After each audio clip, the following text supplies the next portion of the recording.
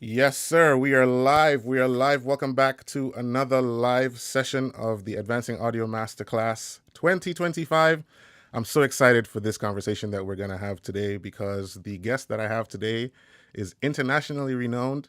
He's African and he has a passion for audio and live production in the continent of Africa and beyond. I can't wait to have this conversation with this gentleman that we have today. But first, let's do our homework as we usually do. If you're watching us on Instagram, if you're watching us on YouTube or Facebook, let me know if you can see us clearly, you can hear us clearly. Give me a 100, give me a thumbs up, and we will be on our way into this conversation. We're going to dive into this conversation really quickly. So as soon as I get a thumbs up from anybody that's watching, we're going to hit the road running, and we are going to have an amazing time today. So waiting on you guys to see me. I know there's a little bit of a delay on the stream. So as soon as you see this and as soon as you hear me and can see me clearly, let me know. Manuel, I see you. Welcome to the stream. Audio Ways, Mixing HD is here. Terrence Hot Clusive. What's up, bro? Okay, 100 across the board. I love that. Let me check on my YouTube friends over here. Yep, and we look like we're good to go. So let's do some homework real quick. Obviously, as you know, or maybe you don't know, the Advancing Audio Masterclass 2025 is on in Nairobi, Kenya, October 14th to the 17th. Tickets are on sale right now. We have an advance ticket, which is 25,000 Kenya shillings. There is an option for you to pay in installments as well. And there's the regular ticket. Once the advance tickets are gone, because we only have them for a limited time, the regular price is 30,000 Kenya shillings, and that will get you in the door. It's all inclusive. Meals are given to you, goodie bags are given to you, and everything else that will come along with that. So get ready for us to come to Nairobi, Kenya in October. I'm telling you, more details will be on the way really soon. We're working hard behind the scenes. All right, so time for our conversation. I can't wait to talk to this gentleman. He is an amazing person. He's a new friend to me. I don't know him personally, but we've talked quite a lot on social media, and I'm happy to call him friend from today moving forward. Ladies and gentlemen, superstar engineer. I hope I can use that term. Superstar Please. engineer That's a lot of for, that's a lot of for photo for already. Rema and many other acts. Siji, I'm not Yes, gonna sir. I'm not gonna pretend that I know how to pronounce your last name, so I'm gonna leave No, that up no, to no, you. don't worry. Don't worry about that. Welcome to the live, bro. It's so good to Thank have you you so here. much. Thank you so much for having me, Byron. Thank Yes, you. sir. Yes, sir. So we're gonna start a little forward with something that All happened right. earlier this year, and then we'll go back to your story of how you got into audio. So All I right. got to learn about who you were when Burna Boy had their concert in Nairobi, and Temi Okay. was there as well, and he did a mini masterclass for us in Nairobi, and I Yeah. was told that you were there. I had never known about you or who you were, so it's a pleasure to finally talk to you and to meet you Thank you virtually at so least. much. So, Yeah. man, can't wait for this conversation, bro. So tell me, All right. CG, Let's go.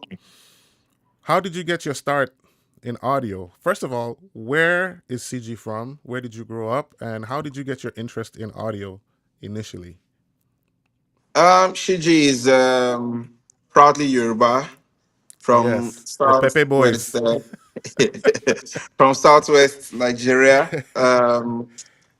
However, I was born and I grew up in Port Harcourt, down Okay. south of Nigeria.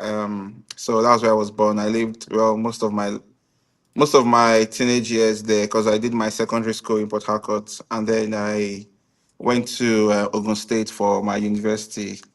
But I mean, through all of this, I was probably every holiday I was more in the west. Port Mm-hmm. Harcourt was home, still home. So yeah, I was. I'm very Nigerian. We love I'm that. very Nigerian. I've been to at least well, we have 36 states. I've been to probably 25 or more. So I Yeah. think I've done my very good quota of going around the country myself. But yeah, I'm from Yeah. Nigeria. Yes, sir. And Fantastic. my start, I think my starts, like most of us anyway, my start was in church. It was more with playing. So my dad used to be a choir master back Mm, back like back then. Way back. So I grew up into hearing my dad always singing. By the age of maybe 3 or 4, I already knew how to pick out tonic solfas because my dad always sings in tonic solfas. He's Mm. walking around the house, so la so fa mi so la. So I kind of got to do that. So almost everything we listen to in the car when we are driving, Yeah. I'm really singing in solfas. And I had a few of my cousins who used to play, so I kind of realized that it was in the family. Mm. I started learning to play the keyboard, started from church. But interestingly, when I go into boarding house in my secondary school, so we always had services on Monday evenings, on Sundays. So I just used to help the hostel master that used to set up stuff. So that Okay. was where I see my audio started from. I was like, oh, plug this microphone in here. That's how to get sound out of it. Yeah. So we had to set up every Sunday morning. I mean, my school was owned by, for those who are Nigerians, the Deeper Life Church. So they didn't necessarily do drums and instruments, just like orchestral stuff and Mm-hmm. keyboards. So it was later on we bought some drums. So the setup became more interesting, having to plug drums in. We got some guitars, and then we got some more mics for the orchestra. We had a very big orchestra, a really good one for secondary school students, I must say. Nice. So yeah, Nice. that was my start in audio precisely. Yes, sir. Beautiful. And how did you turn this, like, from that experience in school? Did you go on to do sound in churches as an adult, or how did you end up becoming a professional and doing this for the rest of your life, I assume? How I think it's just for me, it's making sure I'm someone who wants to make sure that everything works. Mm, So I just kind of found myself in spaces and sure that something isn't working. So I'm playing the keyboard or I'm playing the drums or I'm playing whatever instrument. I'm like, oh, this doesn't sound okay, or mm-hmm. we need to set up stuff for a conference. Doing that. But I think it was more music until um after university, because when throughout my university days I was doing more of playing in the orchestra. We had two choirs. We had the classical choir, we had the contemporary choir. Okay. So I did more playing, not really sound stuff. There were other guys who were more into, 'cause I spent more of my time playing football. I wouldn't go and spend the time setting up stuff. I'd Yeah. rather be playing football. So that was mostly what it was for me with that. And then I think after university, my friend and I, Shegun Adesanya, we started a company called 512 Activity in Mm-hmm. Lagos. So during our NYC service days, we had to. So he was more of a lighting guy, so he did more of the lighting stuff. I did some of the sound setups. We had a few things to do Mm-hmm. back then. And then moving to the UK. I mean, I didn't really necessarily plan to be doing sound. It was not something, but you meet some people and God just used them to kind of show you the way you should be going Yeah. in, Yeah. or kind of lead the way for you. Yes. So yeah, that was how I got into this professional space, if you want to call it that. If you want to call it that. Yeah. Real quick, guys, if you were expecting to watch this live on my personal Instagram, it's not working, unfortunately. So jump onto the Advancing Audio Masterclass Instagram. And CG's Instagram is live too. So, CG, I'm going to have to ask you to monitor your live. If there are questions from there, Yeah, that's fine. I'm we'll looking we'll, at it. we'll Yes. answer them from there, because I can't see your live, but from my side I can see that. We're going to open the floor for questions as we go along. So if you have any questions for CG, please go ahead and post them in the chat on any of the live channels that we're streaming on right now, and we'll get to your questions as soon as possible. CG, we're going to be here for about an hour, so we have a lot of That's stories to okay. talk about. There's one particular Let's go. story we'll talk about, but we'll talk about that a lot later once we get to know a little bit more All about right. I hope I your can life tell this. I story. hope I know what story it is anyway. Um, I want to jump ahead a little bit. Like I said, okay. this is very informal, so we're not really going to follow a particular pattern. But I want to talk about a very special friend to both you and I, more so you than me, because I've only just met him recently in the past 2 years, and that's Temidayo Oladehin, Yeah. Uncle D, as he's known to his close friends and family. What is your Yeah. relationship with him? Because I've seen you with him quite a few times in pictures and videos and in person. Talk to me about his influence in your life, and kind of what does he play in your, what part does he play in your life? Because he's an amazing Um, guy. I'm not sure how to quantify that. I mean, because I think for me it's even beyond the professional work that we do, Yeah. is it's almost like a father-son relationship at this point. Wow. Wow. And some just without asking how we met was quite an interesting story. I tell it, well, to whoever cares to listen. I went to play at a gig with a friend. I was playing the keyboard. There was a concert somewhere, probably 2.5 hours from London. So we get there, and then it's just this one guy setting up the entire sound thing. He drove the van himself. Mm. He was uploading it himself with the church guys, and everything went on. And then the drummer, a very good friend, Dami D4C Alabi, Dami was like, "Oh, that was Uncle D." So that was just. I mean, I don't usually farms people. There's a word we use in Nigeria called farm. Like, you don't want to just like get too far. I didn't know who he was. Like, Mm-hmm. I just heard, "Oh, he used to do this." So during the concert, during the rest of the parts where we're not playing, we're up at the back, and he's a big Arsenal fan. So he was watching football on his iPad in front of the X32 while Okay. mixing, and it was like it was just a good, and the whole thing sounded so good, coming from now. This is not putting Nigeria. There are places, a lot of places that sound really good, but Mm-hmm. where 70% of the stuff you hear isn't. I mean, at that point, you don't know that it's bad until you hear what is good. Right. Yeah. I don't know if you get what I'm saying. You don't know what is bad until you hear what is good, and it's like, oh, this sounded really clean. I think someone that stood out to me that day was Philippa Hanna. She plays the acoustic and sings like this is a white lady, and Mm-hmm. I was up back was like a theater style auditorium. Mm-hmm. And it's like just the acoustic and the voice, and I was like, oh, this is to hear that live. You hear that on records. I'm like, I was just an Yeah. ecstasy at the time. Yeah. No waves. It was just Yeah. clean concert. This was 2016, 17, if I'm not mistaken. Mm-hmm. So the concert is over, and then it's just the one packing up. And Dami was like, "Oh, guy, maybe we'll help Uncle D pack up so that it's a bit quicker." He was the only one. He didn't come with any crew. And Okay. people will tell you, yes, we have people that will help once the event is over. And once the event is over, Nobody. everyone is rushing home. So we pack Yeah. up the back line. I think I carried a keyboard. I had this keyboard and I carried. So I carried the keyboard. I was like, "Oh, Dami said let's help him." So we helped him pack up, but Dami was playing in a church in the city the next day, which was Sunday. But I need to Mm-hmm. go back home to London. But at Mm-hmm. the time, it was like, oh, I needed to catch my train, so I couldn't stay to help. Uncle was like, no, it's fine. You're going to London. I'm going to drop you. Okay. I was like, oh, that's nice. Thank you. No problem. So we helped him. We packed up. So mind you, Andover to London was about a 2.5 hour drive. This was Mm. maybe 11 p.m.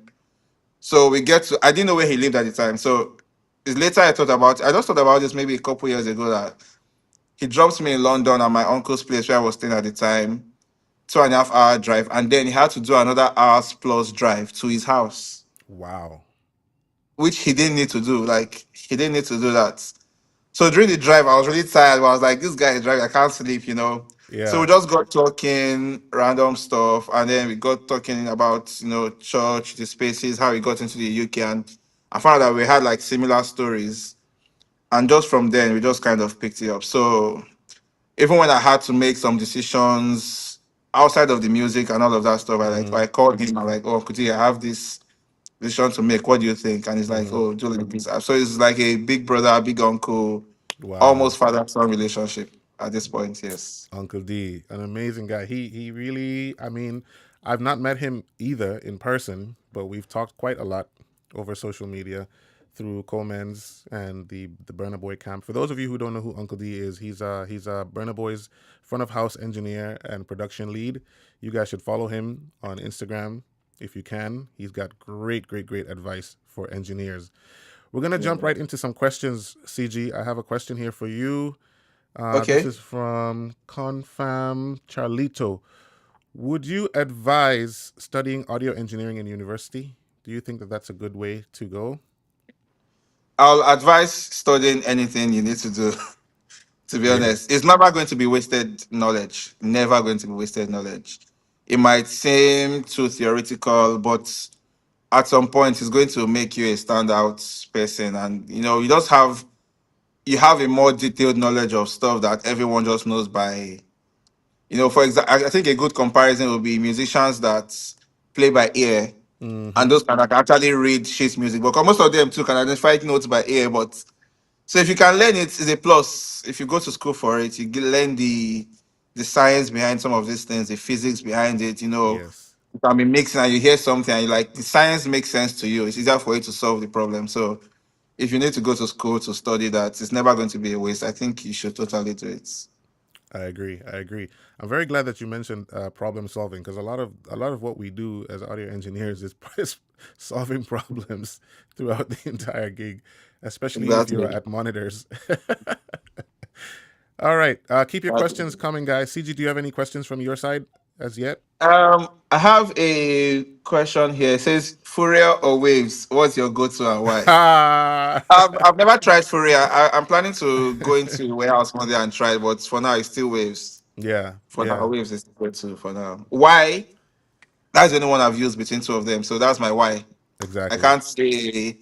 And I mean, the advantage of Fourier mainly is the VST3 additional plugins, but Waves, you can do that on Waves with Livebox now. So, yeah, Yeah, so I think for me, I'll Waves. I mean, if it's not broken, don't fix it. I don't have any reason to move. So, agreed, agreed. until I find a reason to, then I'll say Waves. Yeah. I like that. I like that. Let's get into your story a little bit about your professional career. What was the trajectory? What was the path for you to become Rema's engineer? Were you mixing for other Afrobeat artists before you were called to do Rema? How did that come about? My projection into professional was carrying bags and cables and pushing boxes. Yes, sir. Yes, sir. Like, and when I say pushing boxes, it's like, it's so. I mean, let me use the example that we are speaking about. Speaking of Konkudi now, I mean, I came into the UK after my master's. I mean, I did my master's here. I went back to Nigeria and came back, and I spoke to a friend. I used to call her my manager at the time. She was older. She just advised her, just register your company. So hmm what she started doing, because I played the sax also. Okay. So all her friends that got married, she got me to play the sax as the entertainer at their weddings. Mm, And she was like, you also help us with church sound in church. Why don't you just register your company, get one or two speakers, or even if it means hiring stuff to set up for people. So these weddings, you take the deluxe as the phone player, but you tell them you provide the speakers, you provide everything, and just get a DJ to come and plug into the system. I was like, oh, that's cool. yeah. And she knows how to do like events. So she gave me that advice, with the intention. She was trying to start an event planning kind of thing. She's like, okay, you can have a lot of events that I'm going to be getting. Just actually officially start a company. It costs maybe what £12.50 to hmm register the company officially in the UK. And just register it, just have it, So I did that, started getting small things from churches here and there, from small intimate gatherings. But anytime Uncle D had something to do, now I'm not a Hepsiba production staff. I don't hmm officially work for his company, but I'm like, oh, there's a gig, Uncle D, I'm coming. Get me a pass. Get me. hmm If there's not even pass, I'm like, oh, comments, I'm coming. I'm just going. What time are you guys loading in? 6 a.m. I'll be there. Okay. Just to be there. And I'm carrying Uncle D's bags. Oh, set up the laptop. So I knew how to set up his stuff. Then he was a big PM10 fan. So Okay. because he's most of the time also production lead, so yeah. he's trying to get stuff set up. And then I'm like, you know how Yamaha is like outboard, insert one, inboard, Yes. insert two. So while he's doing that, I have to do all the channels of the waves, patching of that stuff on the PM, hmm setting laptop up for record. The event is done. He has to set up, deal with other things, pack up, help the guys, Durrell, Tosin, God bless them, my brothers now. hmm Like, so that's, I would say, the foray into my journey into the professional space, getting into those arenas. And then this is like, oh, the show is starting. Mix it until the artist comes up. I'm like, oh, okay. Um, wow. Baptism and by fire. I'm a very confident person. So I think, let me remember one very interesting. First time I was on the digital. hmm So I mixed out, like, a friend was like, yeah, we have this concert in this church. I want you to mix it. They have a digital SD8. I was like, yeah, cool, cool. hmm That night I'm on YouTube, be like, boom, SD8 Yeah, yeah, videos. yeah. So I understand. I mean, the mixing is not the problem. It's like, what's the work around the console, Correct. So I Yes. get into the auditorium that day. First time, they had a default file. I labeled what I needed to do. I moved the channels around. And someone just kind of like, oh, we need to add an extra auxiliary for this. We need to add an extra channel. And I go to restructure and I hmm forget to turn off um horizontal. What's that thing? To Yeah. restructure the channels, like to Yeah. reset the channel strips. And like I reset it and I'm like restructure, boom, new channel. I'm like, because I learned restructure the night before. I'm like, cool. Yeah. And I'm like, oh, I just had the kick here, I had the snare here. Why is the kick here and O- the snare Over there? there. And I go back to restructure again. I add another thing and I move everything around and I save it. And I go restructure, boom, save. And you overwrite it. I'm like, what's happening? Yeah. Build bands horizontally or build bands vertically. I'm like, Vertically. Yeah. what's happening? And then the whole night, so anytime somebody's adding, I just know what I just did. I added all the possible channels and oxys and left it. So I Yes. didn't need to go and restructure anymore and leave stuff how they were. But like, you get to play with toys that you don't know, you never really had the chance to do that. You just understand the concepts, but Hmm. it's like you get on a montage today, tomorrow you're on a node. You are playing the same key, you just have to understand the work around Yes. what's going on. So I think that was the entry into the space. And then gradually, like a good, well, father to son or mentor is like you see, you're like, okay, I have this thing coming up. I might not be able to be there. Or even if Hmm. he's there, it's like just be mixing it and like, oh, do this, do that. Do you Hmm. hear this? Do you hear that? And gradually, I think one of the very first international jobs I did, I was on the bus one day in London. This was 20, maybe 29, 20 or something. Hmm. And Uncle D called me, Shiji, can you fly to Nigeria this night? I'm like, what's Okay. happening? Tiwa has something tomorrow, but I need you to. I've never done monitors in my life. Mm. Why am I flying to Nigeria to do monitors for Tiwa Savage and Davido Hmm. in a Lagos State gig? I'm like, yeah, I can fly. So I call my pastor, like, Pastor, I have to travel this night and I'll be back in 2 days. Like, Hmm. big boy, pastor is traveling, like big boy. Okay. So I fly to Lagos. It's a CL5. I think that was, I mean, we were using a lot of CL, so I was used to it anyway at the time. I met Okay. that was where I met my bro, Theophilus, Theo the Odogbon. Hmm. So Theophilus was working with the crew that day. Was also going to help with the. So that's how we met, and I was like, okay, now I traveled to go and do a show. And I told my mom, I'm coming to Lagos. I'll see you guys at home. You're like, how are you coming? Why are you coming? Like, Yeah. don't worry. The next time, so it's like, oh, you have to fly to Lagos. Davido has this. I'm like, oh, cool. So, like, for him to start trusting me, that was like the entry into. So, I done Tiwa, I done David. Hmm. I think David show at the O2 and Burner shows. I did, the opening acts and all of that stuff. Oh, okay. And then there was a time Tiwa had a gig. So, at the time, he was already building the Burner brand. And Hmm. then Tiwa had a gig that he had to go for.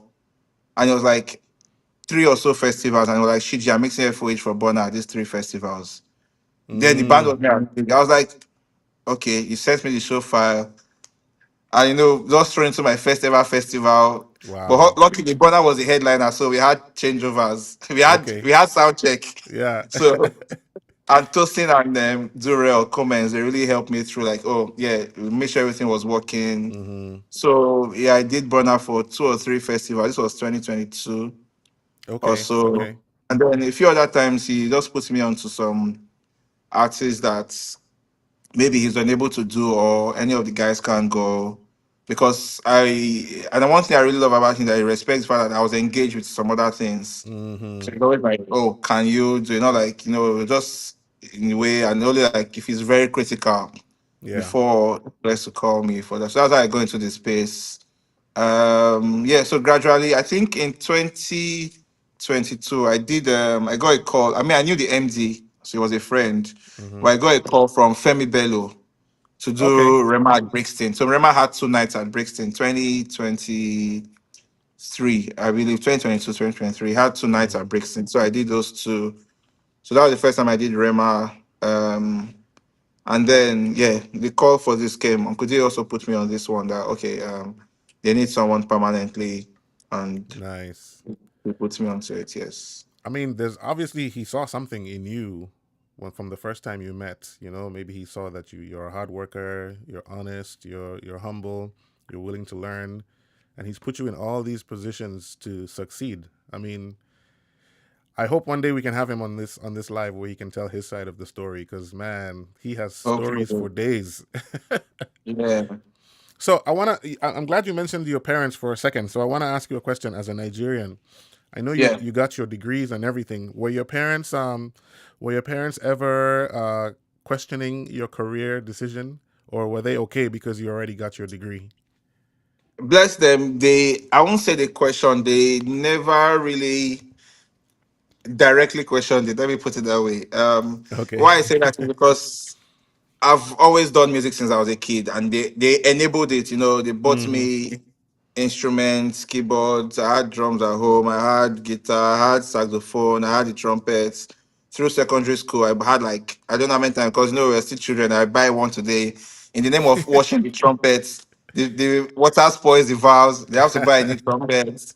Bought me a saxophone. You know, so they enabled it, and Mm-hmm. then we now got to the first junction. I was there to go to university, and I was like, "Yeah, I want to study music." And they're like, "Well, you love music; it's a passion." Mm-hmm. I think, in hindsight, that was probably the best advice I got that I did not know, and best advice that they enforced. They're like, "No, you have that as a passion; it's in you. It's something that you love doing." I don't think, but they didn't think it was something I needed to go and study in school, Right. or they didn't advise that. They're like, "You know what? You also have a love for computers and whatnot. Why don't you do something in that regard?" You know, Mm-hmm. and I think they wanted me. I was very good in with numbers and stuff in school, physics, chemistry. So I think my dad was. They were kind of proposing chemical engineering, something in that field or that flow. So Yeah. I got to feel my. And luckily enough for me, which was good, they didn't enforce anything. I had the choice to fill whatever I wanted in my application forms. So I chose to do computer science instead. But I think computer Mm-hmm. engineering was what I did for my first. I chose for my first choice, and I put computer science as second choice. So I got into the university, Covenant University, and I had to. I think computer engineering was full. A lot of people wanted to study that, so I just opted. They're like, "Oh, join the waiting list or just join computer science." So I joined computer science. So that's what I studied for my undergrad. But Mm-hmm. even through all of this, they were enabling it still. They bought instruments whenever I needed. You know, if Mm-hmm. I needed to leave school to go and do a gig or whatever, they were backing me up. And then, which I think was one of the best advices because studying computer science kind of opened my mind more to the tech side of stuff. Yeah. Um, and for me, it was a good choice because I mean, maybe not practicing actively now, but the intention with which I chose that course was it's something that you can with the way I mean at the time there was not really work from home situation like that. But now it's something I can actually get a job in computing and still go on gigs. You know, have my laptop open and the mouse is moving, Yeah. like what is happening and I'm mixing, you know. Because even for my master's degree, I studied network and information security. Mm-hmm. So I'm a geeky guy to the core, you know, with all the tech Nice. stuff. I did cybersecurity, and it's something that maybe one day soon. I hope they're not hearing this. I will practice because my dad sometimes random is like, "Shiji, what are the certifications? Yeah. When are you going to practice?" You know, like, "Daddy, don't worry, soon. Let me just settle some things." You know, but they kind of enabled it, and bless them because you know they're proud of me any day, anytime anywhere I am. I'm like, "Oh, dad, I'm traveling tomorrow." I sent my mom my calendar for the year. She was Wow. like, "Oh, all these places, like, God be with you." Know, so they enable it, they pray for me, they support it. That's amazing. Yes, so it's been a good ride. But I think one of the advices in that regard would be, I mean, whatever you find your hands doing, just do it well because at the end of the day, they want to be able to see that whatever path you choose, you are able Mm-hmm. to stick to it and make something from it, not just doing it for the love of it. Because in life, it's not the love of something that make you survive. You know, you need to be Yeah. able to get something to do that will make you survive, help you survive. So Right. whatever it is, I think for parents, they always just advise. I don't know, my parents anyway, I can use my parents as example, was advices in the line where, you know what, try and just get something else that, you Mm-hmm. know, whatever it is. But even if you don't end up you doing it, it's knowledge acquired. It's something I can say, okay, tomorrow I don't want to do sound again. And I'm a Yeah. certified cybersecurity expert. I'm a certified computer scientist. You're respected anywhere you go. You can get whatever you want to get. Yes, sir. I love that. I love that.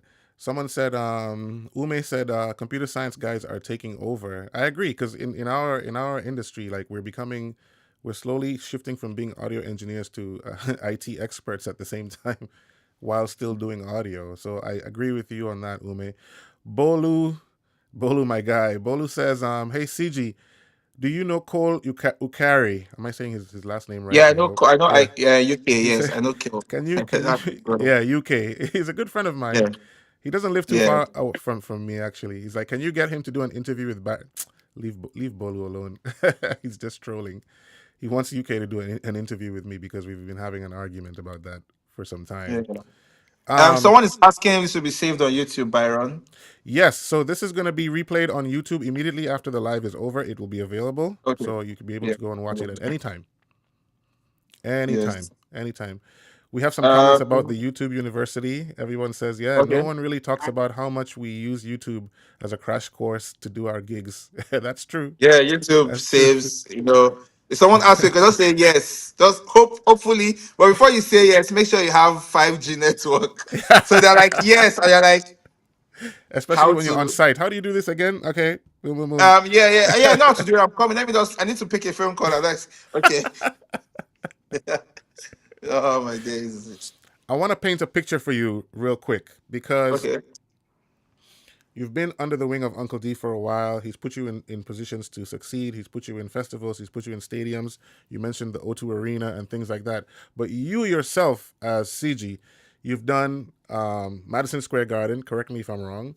You've Yeah. done Coachella and many big festivals. Do you ever sit back and look at front of house before this? Just like, wow, like, is this really me here at this venue doing this gig? Do you ever have that reality check and like, this is my life. This is my career.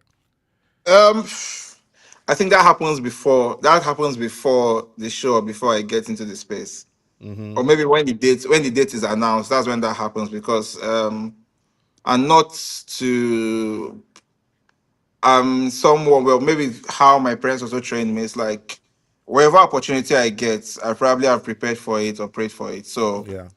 that's always the first part of Thanksgiving, that, oh wow, God, thank you. I'm I'm privileged to be in this position, or privileged to be in this space. So even before the event, I've dipped it in. And when I'm there, it's just like any other space I walk into, like Mm-hmm. be it a small space or a big space. Always like that's the so all of that wildness happens before all of that, because you want to go in with your head straight. You want to go Yeah. in. It's like, yeah. So when people ask me, it's like I knew someday somehow I'll be at these positions. It's not a surprise. Mm-hmm. It's not a surprise, but thankful to God, because these are things that God has shown me, like, just keep going, and these are the spaces you'll be in. So Yeah. uh I make sure I deal with the wildness before the event or before I get into the space, because yeah, Do you don't do want to you, be engulfed by that. that's very true. That's very true. Do you also double as a production lead for Rema, or is that someone else handling No, that that's part of someone it? else. That's someone else here on Okay. the team. Okay, so let's talk about mixing Rema. You're particularly mostly front of house, right? You don't do monitors for him per se. No, not for him. No, I don't. Okay, let's talk about kind of like your approach to mixing someone like Rema. It's Afrobeat, it's up tempo, it's mid tempo. There's a lot of subs, a lot of hard hitting kick and things like that. What's your approach to mixing him specifically? Because I've Um, heard I've heard some of your mixes on some of your videos and it's banging, bro. I think we just lost him for a second, so we'll just wait for him to come Sorry, someone back. was trying to tell me. I No just problem. had No to problem. cancel that thing. Am I back in real time? You're back. It looks Yes. like my video is okay. Cool. Approach to mixing. I think one thing, the first approach is what the artist wants. So Rema is always big about, guys, let's just make sure the thing is hitting. I want the crowd Yeah. to sing my song before the song even plays. I want from the intro, I need the crowd to know that this is the song. Let the place be banging. Let the place be heavy hitting. You know what we are? We are ravers. So, and Mm-hmm. you think of a rave, is noise, it's just heavy. It's like, Yeah. so mixing Rema is, first of all, it needs to be loud. It needs to be clear. It needs to be like boom, boom, Mm-hmm. right Mm-hmm. from the first note, because trust me, sometimes the noise levels are not even the PAs, the people. The crowd goes, Yeah. they go ballistic. It's like, what's going on here? Like, it's someone just holding the microphone and singing. It was like, "Ah!" So the approach to mixing him first is like, and mixing him is a teamwork. It's more than just the FOH. It's something that starts in rehearsals. Mm-hmm. Making sure that the track levels are fine, making sure that what each of the guys on the band are playing is not clashing with the tracks, like making sure that everything kind of sits in, because that's where the mixing begins. Mm-hmm. Before it even gets on my desk, it starts there. You know, is there something clashing here? Okay, guys, can we play this instead? That's with the MD and with the whole team, because, Mm-hmm. and I'm like, oh, we always take feedback from each show. It's like, oh, guys, the last show, this song, the volume was this and that. There was too much to ride. Oh, when Rema is singing at this point, this is clashing. Can we take that out of the track? Can we leave it in? So mixing Rema is first about the razzmatazz of it. Like, it has Mm-hmm. to be heavy, it has to be big. But then even before it gets to that point, it's the same work where from the music creation process to just putting everything together and then thinking about the show itself. It's a teamwork. We have to make sure that everything sits where they need to sit. And yeah, tracks heavy, the drums have to be heavy, the guitars especially, Mm-hmm. that's the riff for him. But above all of that, his vocals just sitting right in the middle of the mix, just sitting right there, and the crowd being able to, most of the time at the intros, I have to write the intros just to make sure that, when the crowd hear they know that, oh yeah, Mm-hmm. it's coming up. So from the intros, the songs have to be clear enough, because that's what gets him as an artist going. That he can see that the crowd is reacting. He can see, they can hear everything. They know what song they are singing, the songs word for Yeah. word right from the beginning. Not like something is happening like, oh, this is the song. No, they want to make sure that from the beginning that's all there. So yeah, the approach to him is big, heavy, Mm-hmm. clear, and make sure that those key points are highlighted in the mixing. There's a question here from Bolu. How loud are you normally mixing him dB wise? Do you usually measure your loudness, or if you have a system engineer, is he usually measuring your loudness for you at some of these events? The measure, I think, usually now the issue with sound level is including the room. So we're usually hitting Yeah. what 105, 110, Wow. thereabouts. Wow. Yeah, energy was around an average of maybe 110. It was loud. The people were Woo. crazy. I felt like I didn't have enough PA at some point. Like I needed this thing to go more, but like That was because actually my next question too. Like when you yeah, talk about, because I know Rema's fans are crazy, crazy loud, and they love him. Like, do you find yeah. yourself sometimes fighting, especially in the larger venues? Do you find yourself like fighting against the crowd with your PA and your loudness, and also maybe you're in a venue where there's like a loudness limit. Like, how do you handle all that at the same time? Well, thankfully, all the shows we've done, we don't have any loudness Well, limits. that's good. That's the first thing. But obviously, you're not going.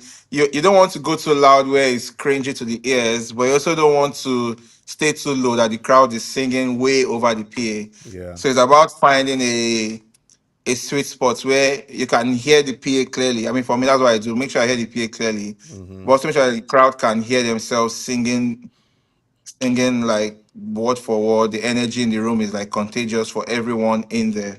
Mm-hmm. Mm-hmm. Check your chat and let me know if there are any questions over there as All well. right, yeah. I'm just scrolling through that now.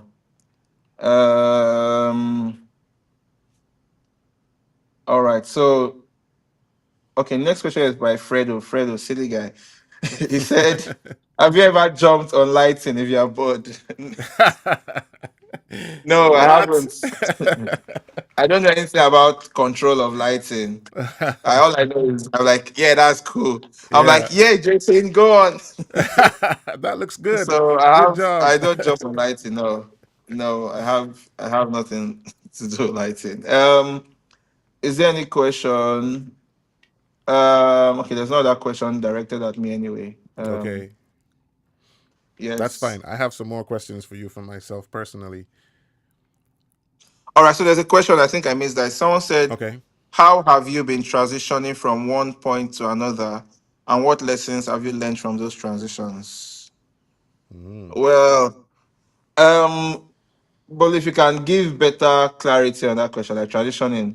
If I was to answer that off the top of my head, really, I think transitioning has been for me. I'm a multifaceted person, so Mm-hmm. I find my hands in a lot of things. Like I do music, um I'm playing, I play, I do media stuff, make sure video is good. Well, Mm-hmm. a little lighting already I have. oil and gas. I'm doing oil and gas now. I've been Mm-hmm. doing that for like the last 5 years. So like I have many aspects of me. So transitioning is like I'm in this space now, but the kind of person I am, I think how my mind is kind of set up or wired is I can deal with all of this things at the same time. So I don't need to be a different person in each of these spaces. Like I can be talking to you about music now. My left hand is doing oil, my right hand is doing something else. It's like Yeah. it's just how it is. And the lessons really, I feel one of the lessons about being able to transition easily or be in different spaces is first of all, understand who you are. And understanding who you are is not, I'm not saying in terms of some motivational ways, like Mm-hmm. what your abilities are, like how much can your mind take at once? Mm-hmm. How much can you focus on at once? If you can't focus on many things, then pick one thing you need to maybe, and depending on your plan, a good example I use is for singers, for example. You're a great singer, but Mm-hmm. you forget your lyrics. So, Mm-hmm. part of you, when you're on stage, you're not thinking of your singing, you're thinking of only the lyrics. You know what I'm saying? You get what I'm saying? So, let's say you know how to sing, but your singing now needs you to know how to dance, but you forget your lyrics. Okay, fine. You spend your time learning your dance steps and your lyrics, or focus more on your lyrics so that once you are there, you know how you talk. You're not thinking what you're saying. Mm-hmm. So you're singing. You know how to sing already. You're singing well. You've learned your lyrics. It's part of you. So all you're focusing on at that time is you dancing Mm-hmm. while the other things are happening. So it's just about understanding yourself. How much can I take on at a time? Can I really go into this new space? Do I need time to stop what I'm doing now, learn that new space, and then move? Or can I do overlapping things? Can I do it at the same time? I think that's what I would say. Uh well, for someone who transitions a lot or you're into many things, that's what I think you can do. I agree. I agree. 100%. As the questions keep coming in, I want to talk to you about your passion for Africa. You're obviously an African. Your passion for Yeah. sound in Africa and giving back and teaching and mentoring. Where are you in that space right now? Because I think there's a project that you're involved in. I should have written this down, but I saw it on Instagram and I just followed that group, that channel of something that you were Yes. involved in. Want to talk a little bit about that? Yeah, that's fine. My passion for Africa, well, I think it just became a passion for Africa recently, earlier this year. Mm-hmm. But I think the root of that passion is just to see other people. I take the position I am currently or the things I do as a privilege and a showcase of what other people can do. Mm-hmm. Like, I'm at this point now, doesn't mean it should show you that it's coming from behind that you can also be at this point Yes. and you can even be more. So that's where the root is for me. It's like during the lockdown. So this is a good example. During the lockdown, I had a few. I started with my church anyway. I had to produce praise and worship every week. Put the videos together. Everybody Mm-hmm. records at home, and then a few other churches started reaching out. I could do all of those by myself, but I was like, no. So I had this group of 5 or 6 of my brothers anyway now, Mm-hmm. younger that were just always asking me music production question. I'm like, guys, I put them in a group. I'm like, okay, fine. Person one, you are good at programming drums. Person two, you are good at playing keyboard. You are doing that programming bass. So, guys, this is the praise and worship set for this week for this church. Mm-hmm.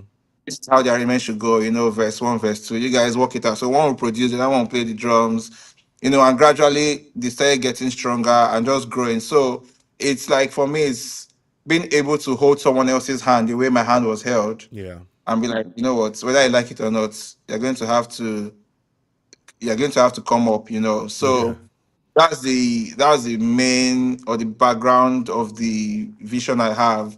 And then earlier this year, I think there was a lot of noise on Instagram, the whole pastor's money, church, Mm-hmm. all of that stuff that was going on. And it just came to mind that, why are we fighting over money and church playing? Because there's so much to do in music Yeah. that is outside sitting down in church and playing and collecting salaries. There's so much to do in sound than trying to be the FOH engineer or be the monitor engineer or be the mixing engineer. There's Mm-hmm. so much in this event production space that we are doing. And someone who maybe started more professionally outside the country, and seeing the standards at which even the smallest of gigs are done at. Mm-hmm. And then you go home and it's like, why are we using 8 days to build something you can build in one day? Yes. And still Yes. stuff is working. You use 5 days for a sound check and you come on the day, stuff is still not working. Mm-hmm. We had this show. I went for one show for Tiwa and David, and then we finished sound check. I was no, I was on stage and I was walking to FOH. I know Theo will remember this show. Theo is on this live. You remember this show, the one we did Eco Atlantic, and the Cat Fives that are running from FOH to stage. We're Mm-hmm. just literally on the pitch on the sand like that.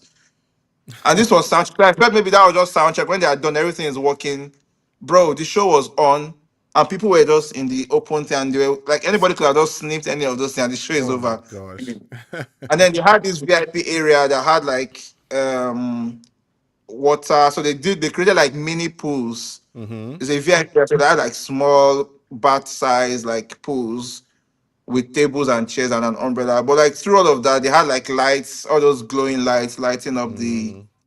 edges, and like you just see bare 1.5 cables, power cables taped together. If any of those things, and you see some that are even naked, like if the Oh god's going in the gosh. water, everyone in the water is gone. Yeah. But like everyone is partying and enjoying, and like it's normal, you know. You go to a show, you're like, oh yeah, I'm here to make this person sound for sound check. I'm like, oh, who are you? We don't know you. Why are you doing that? Until you're like, oh, I'm here, I'm David's engineer. Like, oh, okay, okay, okay. So like, why don't you just have respect for someone that comes to say, I'm Yes. doing it and just, and like, oh yeah, you can't have that, you can't use that. No, this one, like it's just a lot of small things. So it first started from the musicians thing, and I just felt like, you know what, Mm-hmm. it just needs to be bigger than that. We need to be able to get a lot of people to the mind to understand that this thing can actually be good in Africa. Agreed. It's until you're here and you see how things are done that you realize why a world tour of a Beyonce may never come to Africa, or may never come to Nigeria, may never go Mm-hmm. to Ghana, may never go to Kenya. It's not because they don't want to include it, but like, what are they going to use? Can you handle the production? Mm-hmm. Can we even pay for it? Who's going to be willing to put the money down? Because how is it going to come back for them? Because look at exchange rates now; it's crazy. Oh my So you gosh. sell a Yes. ticket here, £80, £90, £100. That's what 200. Who's going to buy tickets for 200,000 naira for standing in Nigeria? No one's going to do that. Mm-hmm. So how do you want to make that? So there are a lot of things to look at. You go for a show and like, yeah, I need a digital for this, and then they're telling you, yeah, we can put five CL5s together, and you connect everything. I'm like, what are you guys doing? Yes, you do it and get away with it. Doesn't mean that it's right. It's just because there's nobody to put money. They rather put money to bring a big artist Mm-hmm. just for the person to show up than have banks finance someone to buy a good console Yeah. and Yeah. just pay over a number of years. So it's like there's so much we can do to elevate the event production. Well, technically, anyway, in Africa, there's so much that people don't know. There's some that people even know, but they just don't know how to execute. True. And the very few ones who are doing it alone. But then there's just the cost of it, getting it done right, is so high. For Yeah. example, you want to hire a digital console in Nigeria, thinking of maybe 3, 4 million naira a day. That's probably two Wow. thousand pounds. I paid that console for £250 here a Mm-hmm. day. Mm-hmm. Obviously, you're thinking of the cost of the ship that where they purchase it, but even at that, and you're hiring the console for a week, they charge you at a 3-day rate. Yeah. But then you pay for every single day. So 4 million times 7, 28 million, Hmm. £14,000 for something that you probably spend £1,000 for here. So Yeah. it's like, and it's not their fault because only 1, 2 people have that console. Imagine if you have 100 people that have the console because they're able to finance it to Yep. buy just accessibility. So that's just what's pushed, and that's what birthed Amplify. Amplify. That's the name. Amplify, Yeah. yes. Yeah. So I mean, my idea, the first one we did in February was just like a hangout session. It was at a lounge. We just sat down, had some drinks. We spoke about some of these things. Had some industry people walking. They were not even invited. And the guy was like, "This is the first of its kind." He goes, wedding planners have their own. Mm-hmm. Those that do fashion, they have their own kind of event production stuff. But like for our own space, there's really nothing like that to kind of say, guys, we need to up our game. Yeah. We need to look at these challenges. How can we collectively find solutions? So we had that in Lagos, and then I was on an African tour with Limo Blaze. Mm-hmm.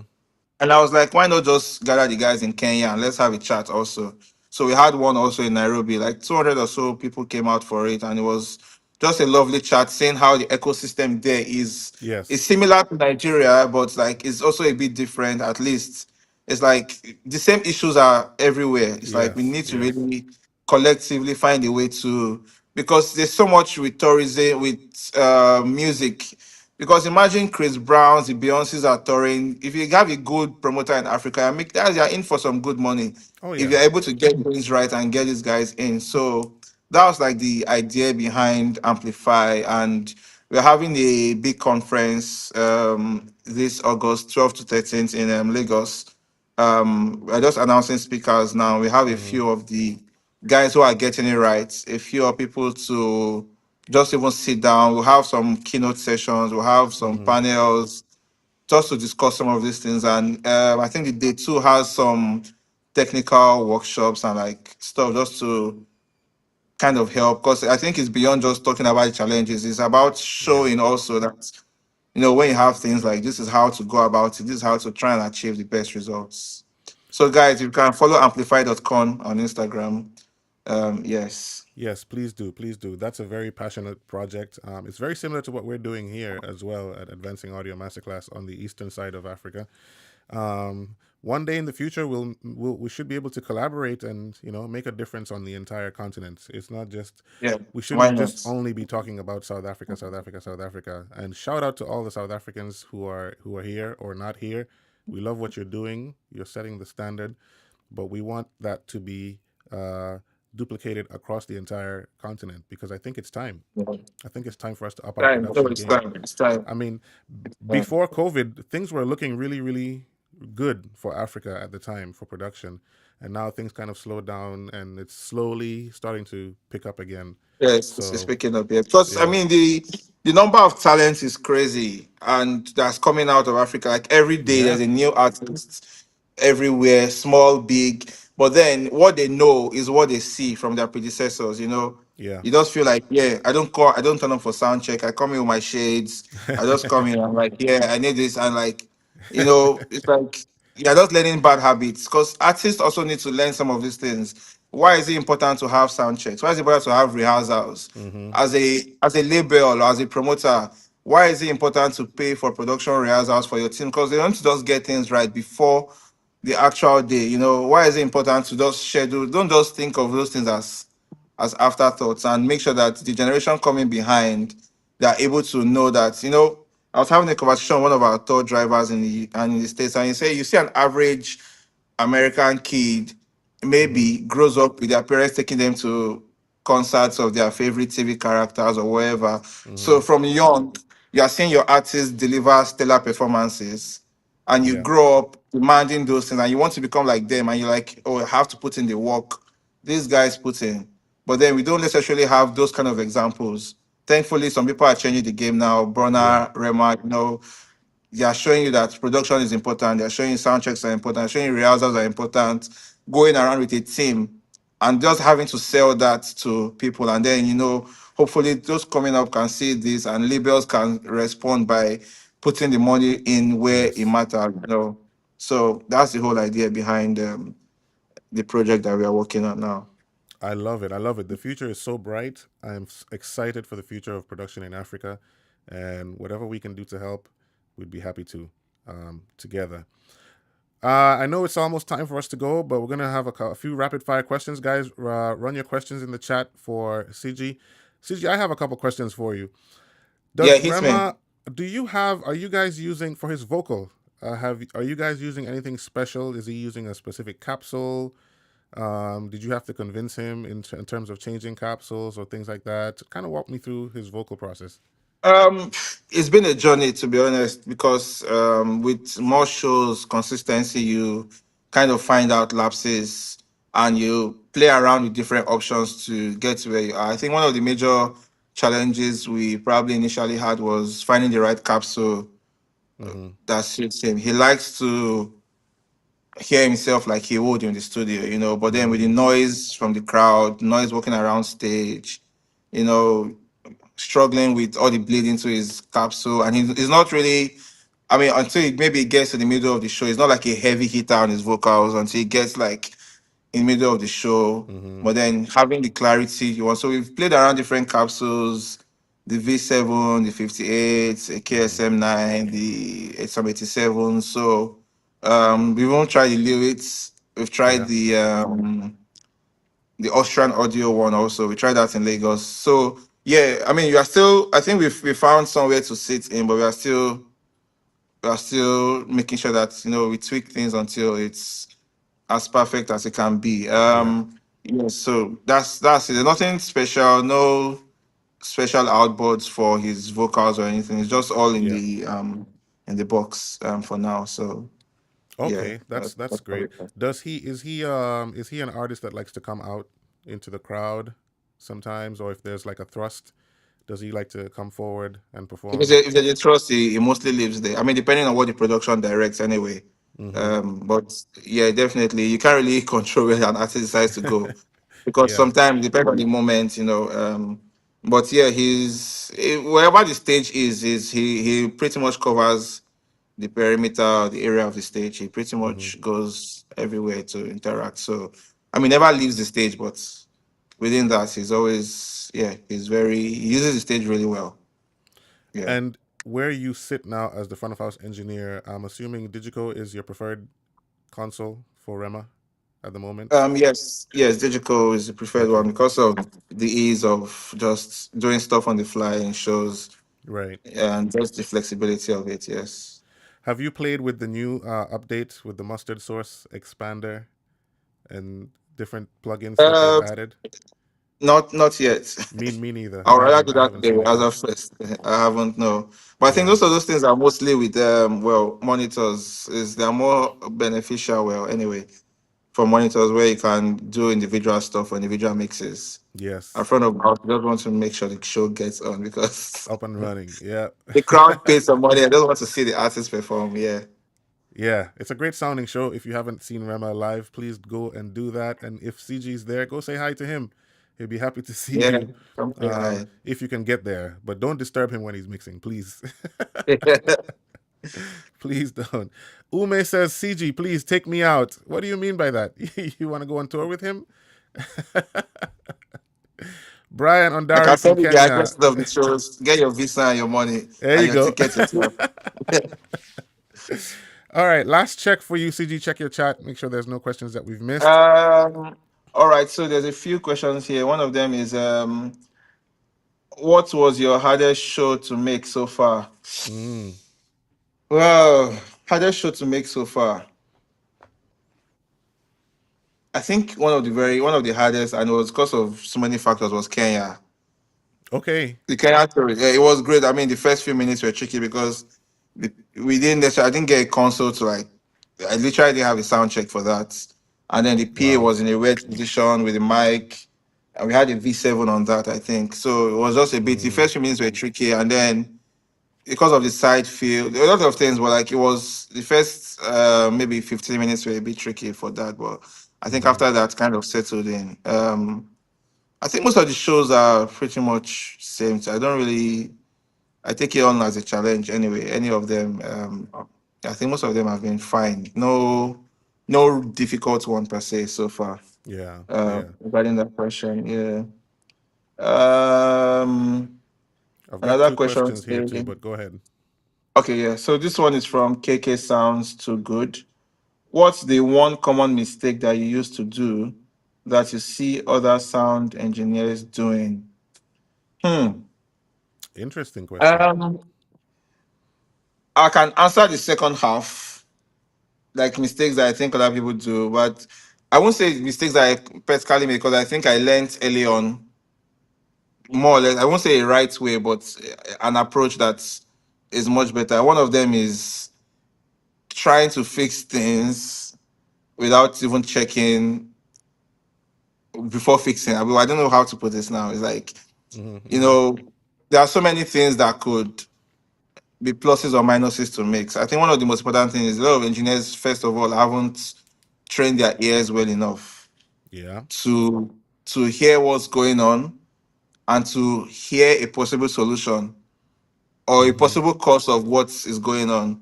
So maybe the issue is just a mic has moved from Yeah. how it sounded, maybe in soundcheck where it was perfect, to being on the show.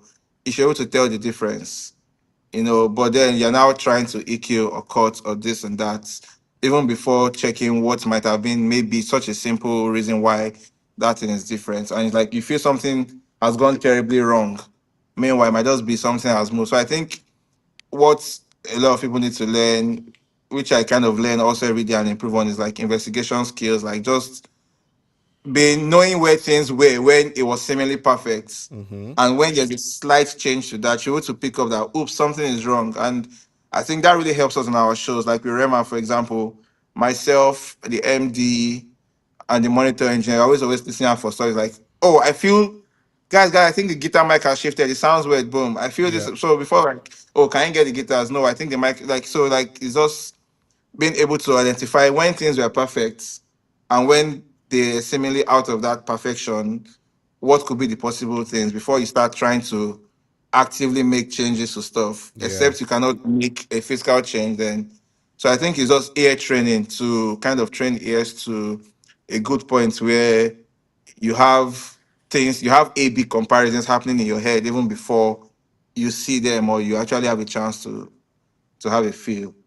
Yeah. Let's get Uh, your two questions and then I'll come back to any other ones that are here. I love that. I love that answer. That's a great answer.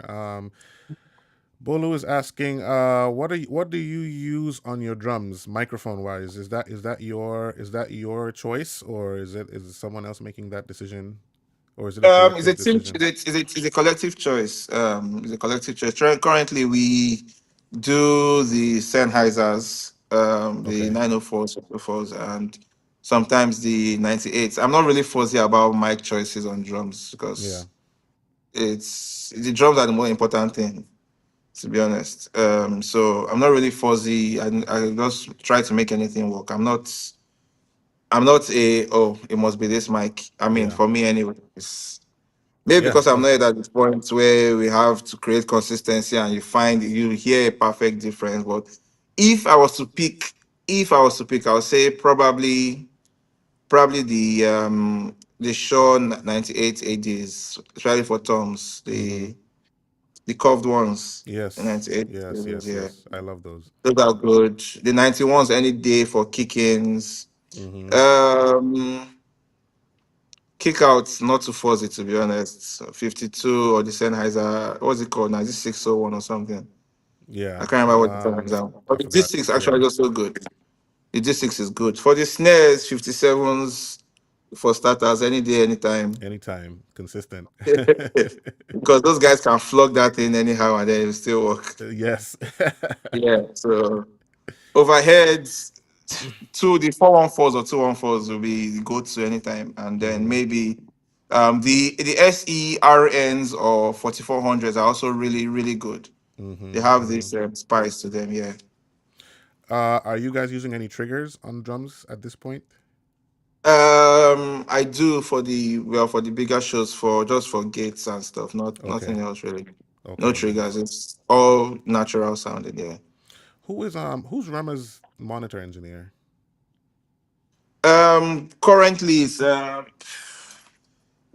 Currently is Raf. Raf currently is doing monitors for Rema, yes. Okay, Bolu. I hope that answers your question. Um, Last question was actually there's two, real quick. Where's the question? Where did it go? What is the biggest difference with mixing Rema with a live band versus just the DJ?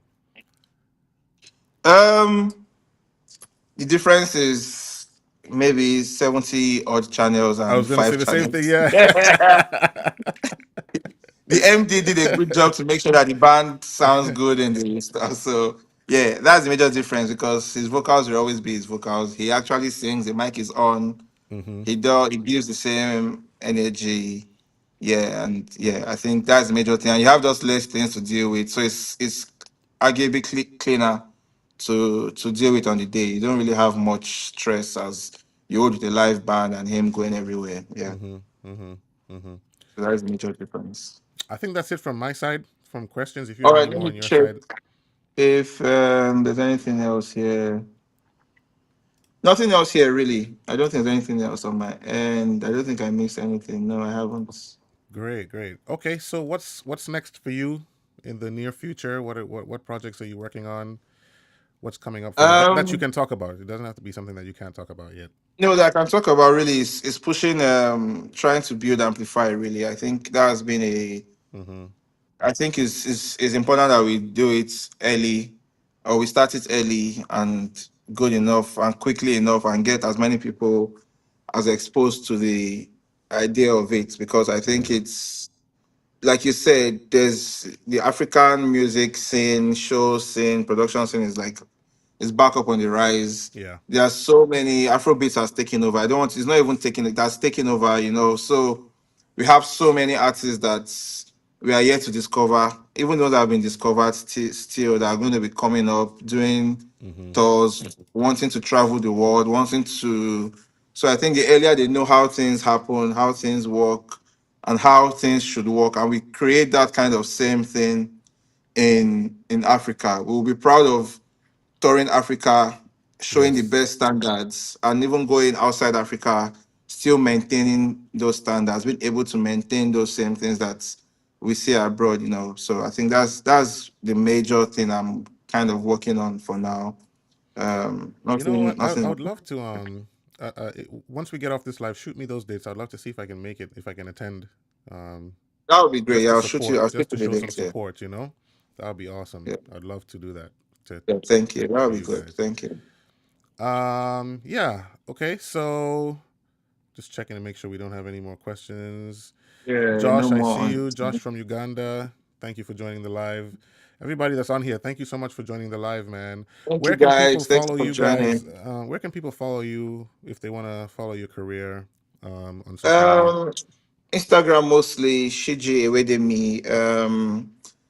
My friends have been trying to get me on the TikTok wave, but I don't think I have the TikTok is patience. hard, yeah. For I for don't what think I we have do, the say you yeah, have to go live, you have to do that stuff. Like, I mean, it's tough. I have an account on there, but yeah, it's just long, man. Yeah, So it's I'll tough. say I'll say Instagram for now.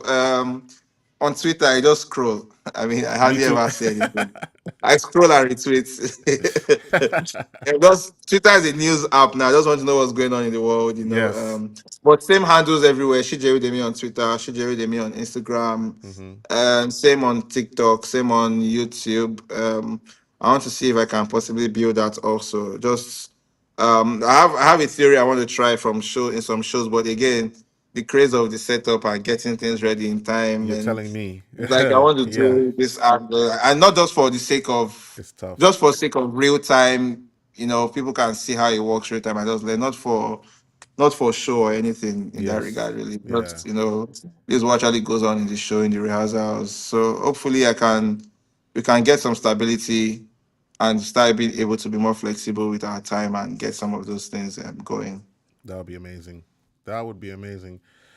Well, guys, we've come So to the end of this live, man. CG, thank you so much for joining us. thank And you, sir, listen, for having me. as Thank we you. mentioned earlier, this is going to be replayed on my YouTube channel immediately after this live is over. If you missed it or you didn't watch from the beginning, you can always go back and watch it at any time. Please take some time to go watch it. There's so many gems that have been dropped on this live. CG, we'd love to have you again sometime in the future. Anytime, anytime. Just let me Especially know. after you've done your event in August, we'd love to come back and talk about it some more because All right, then. that's my That's passion as fine. well, to build the production world in Africa. Every Yes, little sir. step helps. Every little bit that we can do helps Yes, towards the bigger everyone. picture. Yes, sir. So thank you for what you do. Thank you and your team for what you're doing. We Thank you, appreciate you sir. very much. We celebrate you, and Thank we'll you. talk to you again soon. Speak to you soon, Byron. Stay on the camera for me. I'm going to end the live so I can tell you thank you personally once we get off the All live. right, then. No problem, But for sir. everybody that's been watching, thank you so much for joining, and we will definitely see you on another one really, really soon. Take care. Take care, guys.